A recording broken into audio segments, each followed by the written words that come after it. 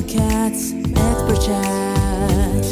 Upgrade your cat's lifestyle. Did you know that there's millions of cats that's living on the streets without a home or a family to take care of them? And these community cats, we actually know that they face numerous challenges every single day. And from that's things we can imagine, like hiding, finding food, shelter, staying safe, dealing with illnesses and injury. And by learning how to help them, you can too be a hero to these very sweet felines to improve the world that is around you.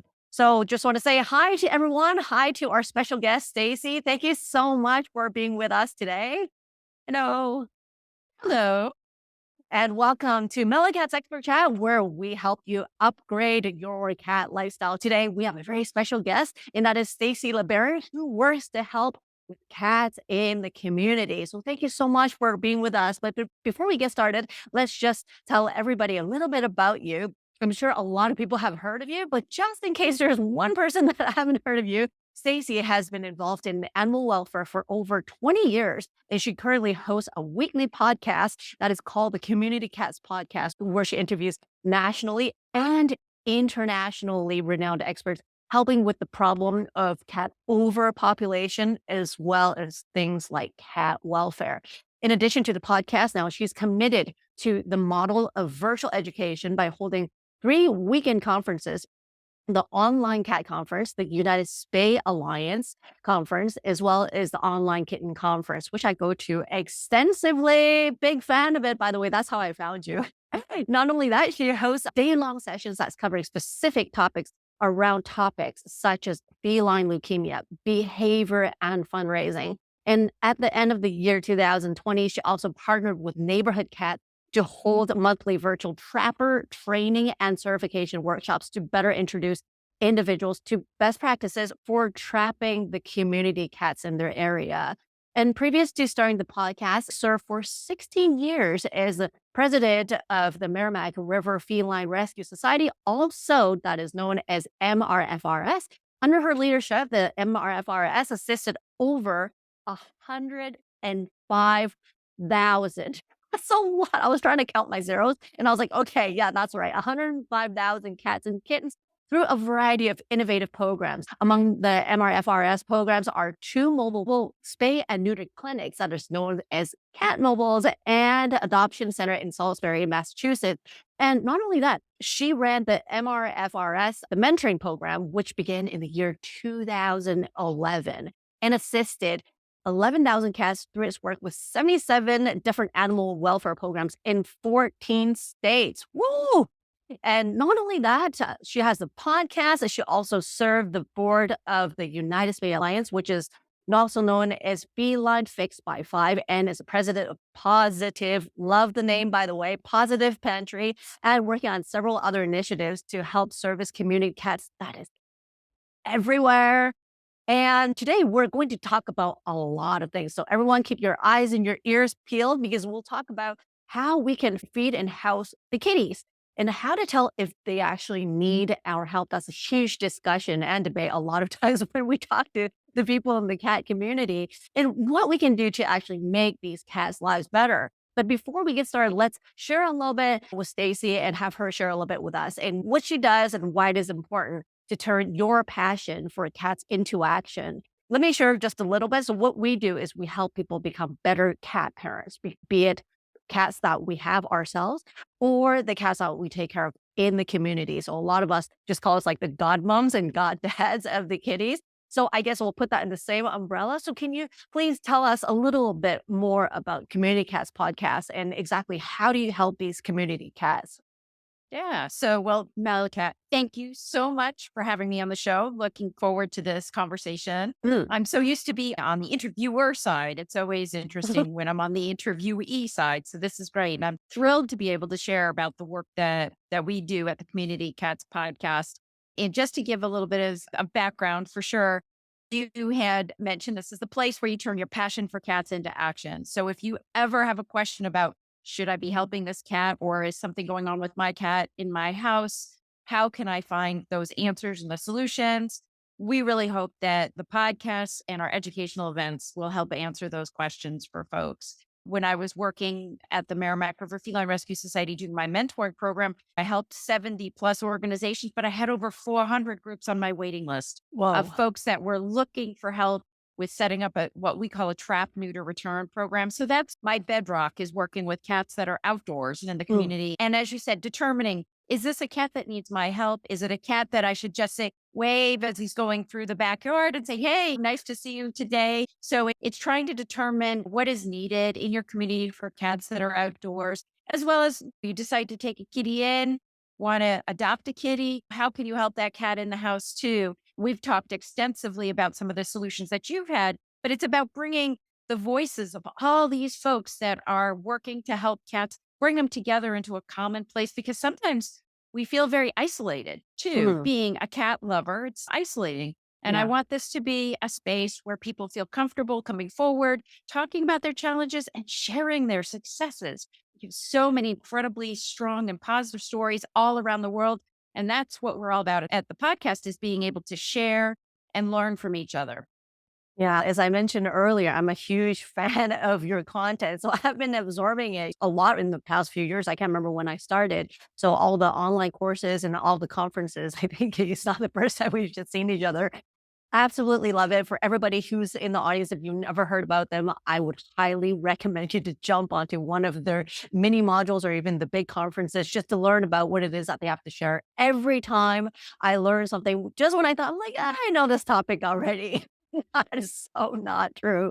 So we touched on a little bit about the common, or the one of those problems that we hear all the time is, should we bring this cat in, or is it even a cat that needs help? So can you tell us a little bit about what kind of problems do community cats face in your area, and what can we do as the humans, be it their godparents or their actual parents, to make their lives better? Because that is something that we talk about in Hong Kong too. We often hear people say, oh, yeah, they look so pitiful, I just have to take them in. But I'm like, no, wait, that's a feral cat. So I say that all the time too. So maybe can you tell us a little bit more from your POV? Yeah. So here in the United States, we do trap-neuter-return, and I believe you certainly do in Hong Kong also. And there are a variety of different levels of ways to approach whether a cat in your community needs assistance. And there's some organizations that offer what's called return to field services. So basically, it's any cat that's living out on the streets will just come in, get spayed or neutered, and go back. The big identification piece is that there is an ear tick. So a Ah, little snip on the ear, mm. and it's identified as being a sterilized cat. For some reason in the United States, if your cat is on the East Coast, it's tipped on the left ear. If Oh, it's on the West Coast, it's tipped on the right ear. And right. so it's a little funny, but it is what it is. But if you see a flat cut on the top of the ear, that cat has been spayed or neutered. So just something to remember. At least, is this the case in Hong Kong too? When they are Yeah. sterilized, they get tipped also. So Exactly the same. that's great. So if you see that, that's an identifier. Another thing that happens if they're not tipped and they go into a clinic and they get shaved for a space, the veterinarians practice, they put a little tattoo next to the incision Hmm. so that then you won't be respaying a cat unnecessarily. So it's not something we as the public can identify, but if the veterinary community, whenever they do a spay, Hmm. just puts a little tattoo mark there, they can do that. And what they do with the males is they just shave a little spot and put a little tattoo on the belly also of a male cat Oh, anyway, just so that they know it's been neutered, so that then you'd figure out that the male cat is neutered after you anesthetize it anyway. But in some ways, it might be helpful to know that also. So just a nice, interesting practice that is being followed, at least nationally. We're trying to get the private practice veterinarians to do that also from an identification standpoint. You made another statement. So if you have a friendly cat that's in your backyard that's been hanging out for a long period of time, mm. we do have what's called in the US, we recommend folks will do a paper collar so that they can, and we have a template on the Community Cats podcast website page in our TNR education and resources tab. You just do a paper collar around the cat if the cat is friendly enough, and we'll put up with it. If the Mm. cat tears it off, paper collar's cheap enough just to do it Yeah. again. And it says, hey, does anybody own this cat? And we ask people to do that for about a week or two, just to prove to see if there is anybody who is claiming guardianship of that cat before we start scooping cats up off the street and try to find a rescue option for them. especially if the cat is thin, emaciated, has some sort of if it's an emergency injury, you're going to help the cat immediately. Mm. But also, if I see a super healthy cat, 18-pound brushed long hair cat, that cat does not need assistance. Somebody is helping that cat. Also, let the cat tell you the story of Mm. whether they need help, support, or assistance. If the cat is a really skittish and feral cat, then you're going to have to go knocking door to door because you're not going to be able to get feral cats, not going to want to have a collar put around their neck. So those are the cats that you're going to want to trap, and you're going to want to do trap, neuter, return, get their ear tip, get them spayed and neutered, and put them back.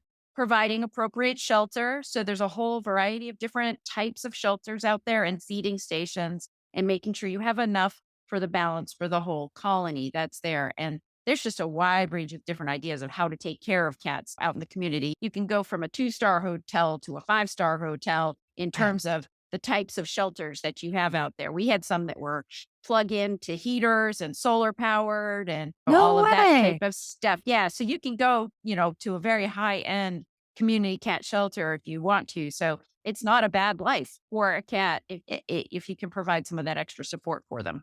Wow, that is pretty impressive. I've never heard of that. The most I've seen here in Asia is when people build them out of either styrofoam boxes or plastic bins, and then they line it with things like tinfoil, and then they make an insulated box for winter because their winters aren't that cold. But that's the most I've ever seen. I didn't know they come in solar powered. Yes. Yeah. That's pretty Yeah. cool. And actually, I just want to go back a little bit. When you mentioned about Sure. the paper collar, that's something that we're not familiar with in Hong Kong at all. Can you tell us? I'm trying to picture how that works. So if you see a friendly cat that's outside, you're not sure of its status, then you put the paper collar on it, then you observe for a week and see if the collar is still there or what. No, so there's the paper collar. There's a template that you can basically just say, does it call me if someone owns me? You write it, Oh, write your phone oh, number on the collar so mm. that then the owner can call you and say, oh yeah, that's Fred. He walks off and goes off into the distance for a day or two and comes back or whatever.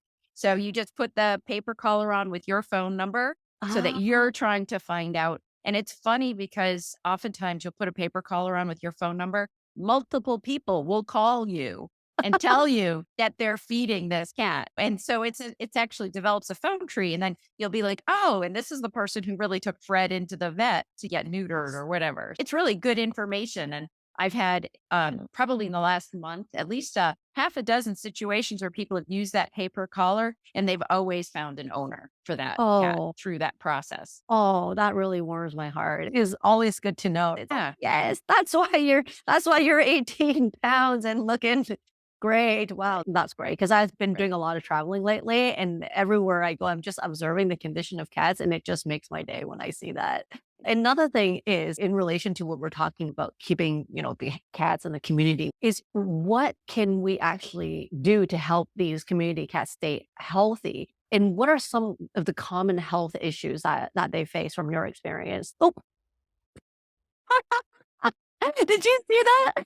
That's my Professor Cortex. He's right here. He's like a greyhound. So this guy has been, yeah, he's been breaking things around the house. Oh It's, my goodness.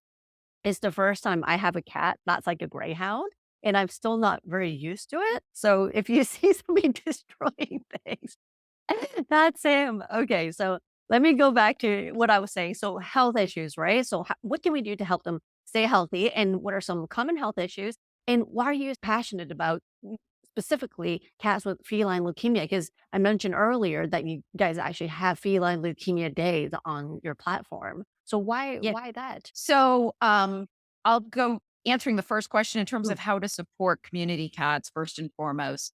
One of the things that I really advocate is trying to do the best that you can with the quality. If you are feeding a community cat regularly, which mm, is you should be, if you do make this commitment to feed an outdoor community cat and have support a colony of cats, I recommend you feed regularly at the same time of day, either right. once a day or twice a day, but at the same time of day, you get them on a routine and a schedule. Variety of reasons why that's beneficial. If you need to trap them, then you'll be able to get them right at that time. They know that you'll put the food in the Mm, trap, you'll trap them that way rather than having the food there. Making sure you're not scatter feeding. So you're not just throwing food out on the ground for them. it's in an organized, it's kept clean, it's kept tidy. Therefore, neighbors aren't going to complain that there's Yeah. stinky food around. You need to be a tidy caretaker rather than one that's going to just scatter food and walk away and assume that some animal is going to eat it, right? Yeah. So, in ideal world, you want a shelter environment that's a bit elevated, try to keep the wildlife out and you feed in the shelter. And again, I stress keeping it clean, making sure that they have plenty of water. Wet food is ideal if you want to try and keep their body tone good. It's really helpful for them to have wet food. I know there are some Yeah. challenges around getting ants and that kind of thing, but there are some tricks. We have a webinar called Trappers Tips and Tricks, as well as Colony Caretaking Tips and Tricks. 2 webinars that are on our YouTube page, free to be viewed. And we have all of these tips on how to really leverage your feeding and caretaking and managing to make sure that the colony is well cared for. The colonies that we managed in Newburyport in the 90s, when I first started in animal welfare, we had 14 feeding stations with designated feeders feeding twice a day. And we had ID pictures as to who was at what feeding station. And we did wildlife cameras and we had special slots to get the birds away because we were in a birding area. So there were special slots in our feeding station so that the birds were kept out and the cats were able to come in through the slot. So you can work different designs based on the environment that you're in. You don't want your shelters and your feeding stations out in the public view. You want them tucked away in the side in a quiet area or away from a windy area. We were on a waterfront area, very windy. So you have to structure it so that the snow doesn't blow into the feeding station. You have to structure it so that the access is from a different angle. So, a lot of different things to consider, but all of those are going to improve the quality of life of these cats. One other thing to remember is to put straw in your feeding stations or in your shelters, not hay. Always remember hay is for horses, straw is for cats. And so the straw stays dry and doesn't get moldy. And you don't want to put towels or something that's going to get frozen in there. And if you're in a wet environment, you want to keep the cats warm and dry and happy. Our cats on the waterfront, they live to be 18 years old. Wow. So, you can have community cats live that long with regular quality support as you would support your own house cats too. Yeah. Absolutely. Wow, that's really impressive. I guess it's slightly different considerations we have depending on region. Obviously, nothing freezes here in Hong Kong, but then it's also the same thing here because the humidity is not the best here. If you've ever been to Hong Kong, some of our summers can have 95 to 100% humidity at all times. It's not fun. So that's a good tactic to stay dry. Now, the second part of the question was talking about cats with FELV. Why does that particularly, get your attention? I mean, a lot of these conditions are very life-threatening and important, but why do you focus more on FELV in particular? So in the United States, feline leukemia has been probably the one test that has been a direct link to euthanasia. So most shelters and organizations in the US, if a cat tests positive for feline leukemia, it's going to be euthanized. There's also FIV, which in the past also had that relationship, but that one has become much more understood. It's less transmittable. The traditional veterinary community still has some questions around feline leukemia. Cats with feline leukemia can certainly live a long lifespan. Determining if a cat actually has feline leukemia has changed significantly in the last 3 to 5 years through research. So a cat can test positive today for feline leukemia, but then 6 months from now, it's going to be negative. And do you want to, based on one test, make a determination on this cat's living or not living? So for me, back in 1996, I had a cat named Nala in foster care. She had kittens and she took on some orphan kittens also. And she nursed them and had them grow up. Those kittens ended up being feline leukemia positive, and her children caught the disease too. She had been negative. They all got feline leukemia through this. Anyway, at that point in time, the protocol, the organization I was with, was to euthanize the cats. So they euthanized all the kittens without even asking our permission or anything like that. And that was gut-wrenching to me, to be honest. I didn't understand it. The kittens were happy, healthy, playful. They were wonderful. They were of great quality of life. And the mom tested positive, and the vet was like, "You bring the mom in, we'll euthanize the mom." And the mom was great, wonderful, and just incredible. So we brought her into the shelter and we said, let's see if we can find a home for her. Let's just try it. Let's see. And we found a wonderful 7-year-old girl that wanted to adopt Nala. And I said to the mom, I said, "You realize with feline leukemia at that point in time, we really didn't know." And I said, I don't know how long Nala's going to live. She may die pretty young. She was about 3 years old at the time. And the mom said, "You know what? My daughter's going to have to learn about death at some point in time. And what's most important right now is this incredible bond that the two of them had." And they decided to adopt Nala, and they had a wonderful relationship. And Nala had a great life with that family. And that was the first cat we adopted out with feline leukemia back in 1996. And we made a commitment to all cats at that point in time to adopt them out as long as they have good quality of life, that they weren't sickly, that kind of thing. We stopped testing our community cats at that point in time too. In the past, the protocol before 1996 for us was to do feline leukemia and FIV testing on our community cats. And after that moment, we decided no more testing. As long as the cat appears healthy, we will just spay, neuter, and ear tip that cat and put it right back. There's no reason why we can't put those cats back out. It's their home, it's their environment. They have quality of life. They're well cared for. We know 55% of people say that they feed cats that they don't even know who the owner of the cat is. So in the United States. And so if we're feeding them anyway, we might as well just get them spayed and neutered and put them back. So feline leukemia is very passionate from my standpoint, because to me, there are parts of the country that organizations, that states don't allow you to adopt out feline leukemia cats. There are still states in the United States. So there's a lot of legislation out there that's been pretty strong against feline leukemia cats too. So I think that's another reason why I'm really have it at the top of my list. It's just because I feel like there's such a, not to use the dog word, but an underdog, in a cat world, right? And so that's why we use it as an outreach and educational opportunity just to give these cats a chance. Absolutely. Actually, now that you mention it, just behind the scenes, but I just came back from, I told you I've been traveling. That's exactly one of the highlights of my travels. I met somebody who went, she went all the way just trying to do something for her cat that had FBLV. And as you said, wasn't exactly like suffering immensely. And with the proper care, he's fine now. And despite all the vessel told him it's a death sentence, just put him down. And then she's like, no, I have a feeling there's more to this, because the mom's actually a human doctor. So she's been looking at journals and stuff. And she's like, you know what, I'm going to try this and see if he feels okay. And it turned out it's just like what you said. Great quality of life. Don't really feel it. The only person who feel it is the people who know about the human that know about it. Oh, yeah. But Tommy Boy, that's the cat. Tommy Boy is, I'm fine. So good call for you guys. Good work. Another one that I want to know about, speaking of kind of cats outside, the feral cats and stray cats, how can people actually tell? Because in Hong Kong, I think people just mix, like the general public always mix stray and feral cats. And even of the experienced volunteers, sometimes they get them mixed up. So can you tell us, how do we tell them apart, and what can we do to help either party? Yeah, and that's a great question, and an incredibly valuable one, and very challenging to determine, who's a cat that is owned by somebody and how to help them. And again, I do travel back to that paper collar as being our first line of defense, so to speak.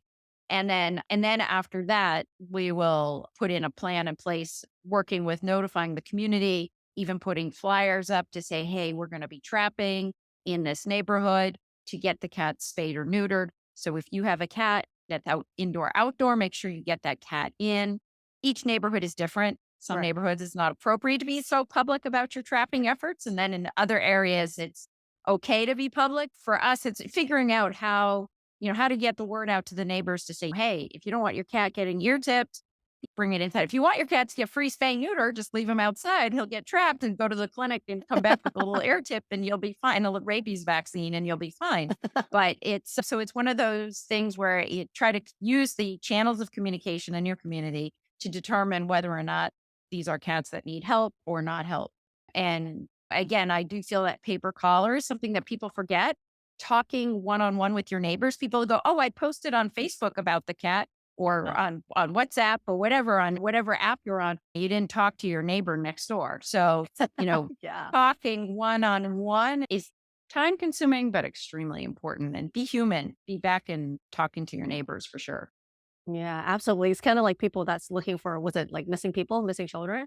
Did you ask your neighbors? Like you posted online. They say that too, but some people are like, we don't talk to our neighbors. I'm like, maybe it's time you talk to them. Right. Yeah, very sage advice. And now another one is feral cats. Can you talk a little bit about that? If there's cats that are absolutely not adoptable, that are like feral, so that we have an idea. Yeah. If you have a group of cats that you've identified that you want to support and want to get them trapped, you have to establish them on a regular feeding schedule. There is a trapping plan. So we have a TNR certification workshop, which talks about somebody who's brand new to dealing with community cats. So we will walk you through this 2.5 hour session to say, hey, you've never seen what a community cat is or what a feral cat is. We're going to help you through this whole process. We're going to show you what it's like, what's going to happen, how to make your plans. So I highly recommend if somebody is brand new to this, they've never done it before, that they either buddy up with somebody who has done it before or at least take the webinar so that they can see what to do and what not to do. Because we don't want to make the mistakes first off, right? Yeah. Begin a regular feeding schedule, get to know the colony of cats, understand the environment in the neighborhood, and then you'll establish a trapping plan, get to know a veterinarian, find veterinary services. You need to have your veterinary services before you trap the cats. Know where you're going to hold the cats for recovery and for trap everybody at one time. Try, if possible, you may have to borrow traps. You may have to find a network or an organization and rent some traps.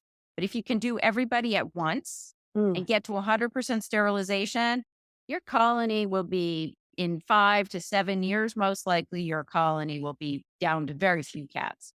Oh, wow. Wow. That's really good advice. Extending that a little bit when you talked about, how to trap them, what's the best practices. What are some misconceptions about feral cats? Because you know how some people use those words interchangeably with stray cats, which leads to a lot of confusion. I think I was guilty of that when I was a kid, that I think all cats outside are feral, which is not true. But obviously, there's that differentiation that I learned as I got older. Can you share with our audience what are the biggest misconceptions about them, and how can we teach others about what their needs and behaviors are and how we can help those?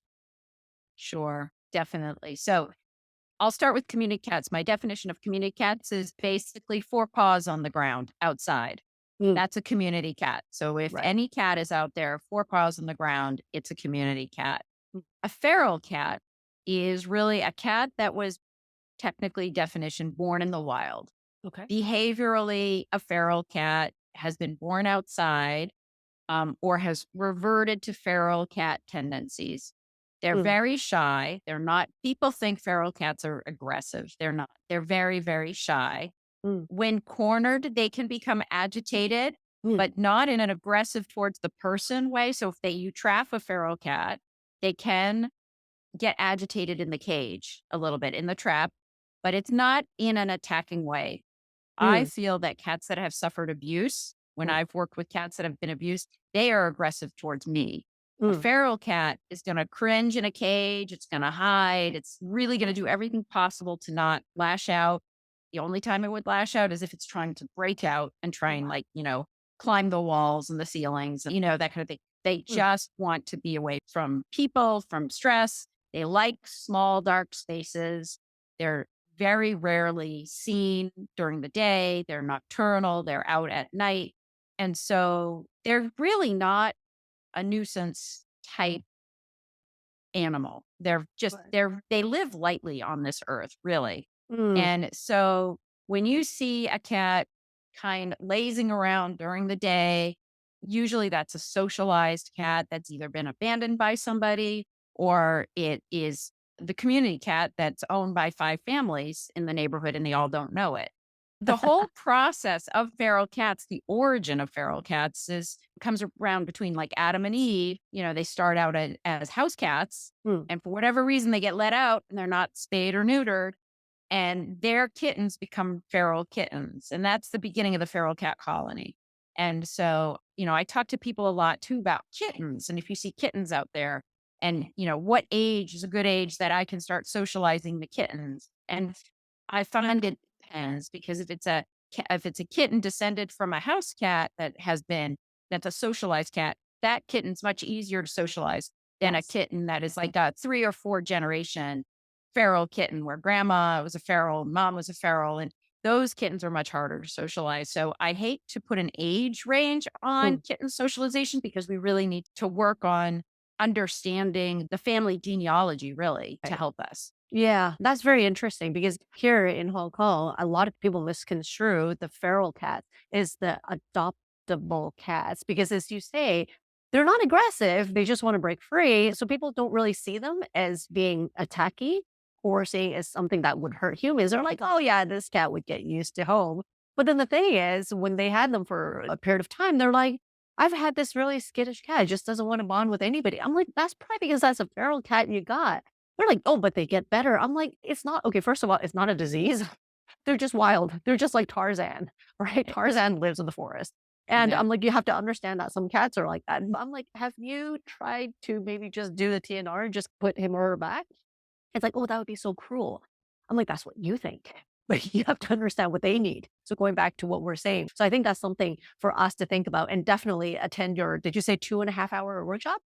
Yeah, it's a 2.5 TNR certification workshop. We have the first Saturday of every month and it's recorded. All of our events are recorded. So if the Mm, time zone doesn't work, you can watch the recording and it's perfectly fine. The other thing I'll just mention on that topic about whether to bring a feral cat in or not, there's so much about the environment that we have to yeah. look at. And I have this community cat pyramid on my website Mm, too. But anyway, so we look at that and it very few and far between do we want to bring a feral cat in. Now, there are situations where buildings being demolished and we can't find a relocation mm, area for that colony. Maybe we need to bring a cat in. I have certainly owned my fair share of feral and semi-feral cats over the years. mm. I call them the no-see-ums, that but you do want to make sure that they have appropriate stimulation in the home for them and for their needs too. Yeah. So just something to think about for folks to think about when they're making it's a lifelong commitment to a feral cat, and you shouldn't expect them to be more than what they are when you take them in. Oh, absolutely. And of course, yeah, as you say, because the housing situation is different in different regions. For example, like in Hong Kong, most people live in apartments, so it's very different. The next thing that I want to know is what are some of the easy things that we can do to help these feral cats? You mentioned about the pyramid earlier. Can you break down to us exactly what's in that pyramid? Because I don't think people in Hong Kong have heard of the pyramid that you were talking about. Yeah. So the community cat pyramid is something that I crafted about 3 or 4 years ago. And it Okay. was just because I was really frustrated when I was working with the Merrimack River Feline Rescue Society. We were trying to do as much spay neuter as possible of community cats, but we really weren't offering services to the owned cat community. And I think Okay. things might be a little bit different in Hong Kong. You have more available spay neuter resources, potentially for folks that own cats. Yeah. But in the US, it can cost well over $500, $600 to spay a female cat through private practice veterinarian. And 30 to 40% of the US population cannot even afford $400 for an emergency vet visit for their animals, for their kids, for any type of emergency. They can't afford $400. So $500 to $600 to get your cat spayed or neutered is really challenging. I felt it was really important if we wanted to reduce our overall cat population that we have Mhm. out there, thus reducing the population of cats that are outdoors. Adam Right. and Eve get let outside. Maybe Adam's not neutered and he's spraying in the house. Eve's going crazy because she's in heat in the house. So people get frustrated.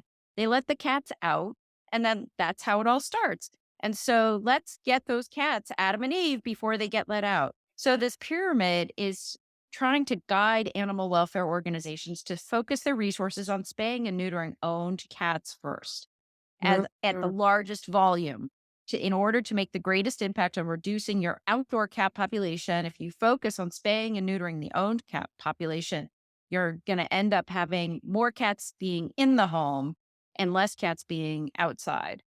And then secondary to that is your TNR programs where you're doing trap-neuter-return Mm. outside for those cats that didn't get that first layer of safety net.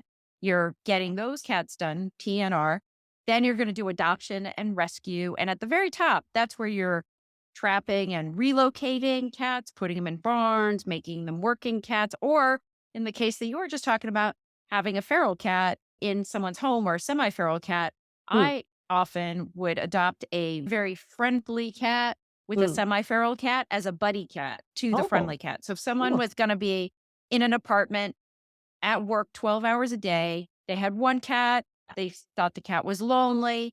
We would get them a semi-feral buddy cat, and then they could play during the day and entertain each other while you were at work and go from there. But that's very small numbers, small numbers. So just trying to think strategically as to how to make an impact. At the end of the day, our goal is to reduce the number of unowned cats that are out in the community. That's one of our goals, is to reduce that number. I'm all for working cats. I believe that they exist in this world, but I believe that they should have a caretaker or guardian, a designated person. I think that is our goal. And obviously making sure that all cats are sterilized.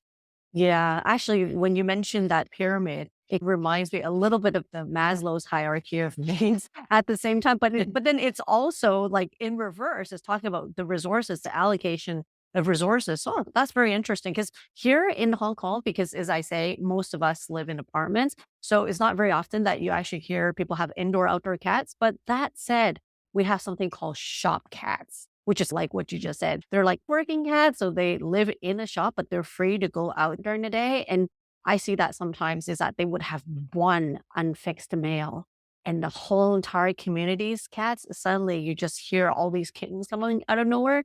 And I try to talk the owners into getting them fixed. And I was like, they're like, oh, why? It's so cruel. I'm like, it's not cruel, but that all these kittens aren't having like a good quality of life, or worse yet, they get ran over by cars because it's not really that good to be in the city to have these litters of kittens.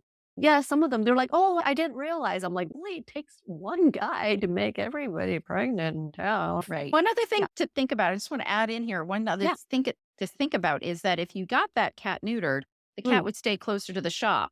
And the reason for having the cat as part of the shop is, I would assume, for mousing, for rodents. Yeah, it's a great customers. Control. And so if they, and to get customers. So when you do neuter a cat, they're going to range, it's going to be a narrower range that they're going to travel. So they'll stay closer and they'll be in the shop more. So just, it's another, trying to understand what do people want to hear in order to get to the objective that you're trying to get to. That's a good one. That's a good one. I should highlight that. And another one I wanted to talk about was, what was the news? Was it the Newburyport story? Yeah. Can you tell us about that? Sure. Yeah. So it's our pride and joy. When the Merrimack River Feline Rescue Society started back in 1992, I will give you the lay of the land. We had a situation. It's a town, a touristy town up on the coast of Massachusetts. And we had, in 1990, there were 300 plus cats living on the waterfront, which is a very small geographic area. And there were about 35 cats living in a dumpster. An organization trapped those 35 cats. They euthanized them. And 2 years later, there were another 35 cats living in that dumpster. And that organization was asked to come back to trap and euthanize. And they said, we won't come back because we already did it and it didn't work. So you're going to have to figure something else out. And there was a litter of kittens that had rabies. And also one group of cats lived in the boats where they had wrapped up in the wintertime. And a gentleman took a baseball bat to the cats because he was so mad at them for going into the boat. So not a pretty time for cats in Newburyport in 1992. Wow. The Chamber of Commerce, our business association organization, along with 4 other volunteers, started the Merrimack River Feline Rescue Society and said, we need to do something else. 2 veterinarians were opening up their practice in town. They donated their services for about the first year of operations. We had 300 cats trapped. In that first year, we established 14 dedicated feeding stations for the cats, identifying who they are, documenting them. We took 125 kittens off the waterfront, as well as some adult cats. So we adopted at about half the colony, and the other half, so 150 cats, went back to their feeding stations and were fed diligently for years by a group of volunteers. We provided the food. We had feeding stations. We had what was called the Fuller feeding station, which was this 2-level feeding station, which had a feeding area up top, a shelter down below. If you Google Fuller Feral Feeding Station, you can come with the plans to build the whole thing and everything. And then later on, we did the solar panels and the plug-in when the cats were getting old and arthritic to try and help give them a little bit of extra warmth in the Newburyport winters. So I'll fast forward through from 1992 to 2008. 2008 was when the last cat passed away from that group of 14 feeding stations. Newburyport has no feeding stations anymore. They Mm. have no feral cats on the waterfront anymore. There are indoor, outdoor cats that are in the community that get brought into us, but we have a very high microchipping situation in Newburyport. So all of our cats that are adopted out have microchips. We do microchipping clinics. We offer microchipping for free. So those cats are all identified. And so we'll be like, yeah, it's Harley coming back again. And we'll just take Harley back to the owner. So we have this identification going on. And it's magical. People believe it cannot happen. It can happen. You can get to a point where you're at like feline community utopia, I guess I would say. And that's where I really think is happening in Newburyport right now. Wow, that's really impressive. Yeah, because I was trying to think, that's something that I wanted to ask you before, is has that ever happened in practice? And there it is. Wow, that's something that we should all look forward to, even here in Hong Kong, because Hong Kong is a small place, but then the communities are really close to one another. So I think to start off like in some and just make those areas bigger would actually really help, because in Hong Kong you Mhm. can actually count how many groups there are, like in terms of the rescue groups. So you can imagine we're a tiny place. Speaking of which, what are some ways that we or anyone in the audience, what can they do to get involved with their local cat rescue groups or shelters to help these cats in need? Because a lot of people just associate with being like a registered volunteer in SPCA only. That's the only thing that most people can think of. Is there any like Right. other ways that they can help? Sure, certainly. So the TNR certification workshops that I do, 70% of the people who take those workshops are not affiliated with any organization. Oh, So they're out there helping cats all on their own. And when you take that certification workshop, you get access to a Facebook group that we have here. It's called the Online Cat Conference Community, but it's really turned into a great resource group. I'm sure there are lots of other individual resource groups that you can reach out to and Google and Nextdoor. We have things called Nextdoor here, or in Vermont, we have something called Front Porch Forum. So if there are these like neighborhood chat groups, you okay. feel free to reach out and see if there's anybody helping and doing rescue on their own to try and connect with. But here at the Community Cats podcast, we were happy to be the hub. I have people who contact me all the time and say, hey, I'm in this area. Do you know of somebody in this other area? With regards to spay neuter resources, we have the United Spay Alliance, and that's Mm, unitedspayalliance.org. And we are committed to the United States, but worldwide, helping provide access to spay neuter resources for folks. And inevitably, we end up talking about community cats because it's just critical. You can't be successful with regards to community cat or feral cat colony management without the spay neuter part of it. That mm, doesn't work. So we yeah. really are interrelated there. And so anybody can reach out to the United Spay Alliance. We have international connections there with Spay Japan, Spay Mexico, Spay Panama. We can certainly get folks connected up regardless of what country they're from. Wow, that's like a huge family. That's awesome. As you said in the very beginning, a lot of times, especially individual rescuers like me, I don't belong to any association. Sometimes it feels a little bit lonely because we're not like a member of anywhere. So that sometimes we wish we have the support. So it's good to know that you guys exist. Just with wrapping all this up, can you share Yep. with us a story, recent, not recent, doesn't matter, about a community cat that your group has helped and how it changed their life? Like perhaps there's an aha moment or something that kind of really taught you about life, got you thinking. Is there such stories?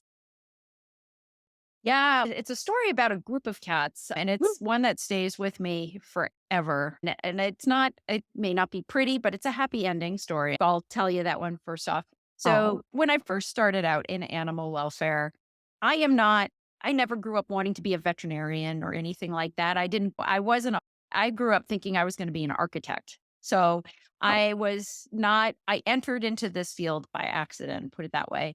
mm, And so when I became president, I was called and I was handling what we call our surrender requests. So someone called and said that there's a batch of kittens living in a dumpster behind a bar in a town that wasn't like our designated town, but it was a town next door.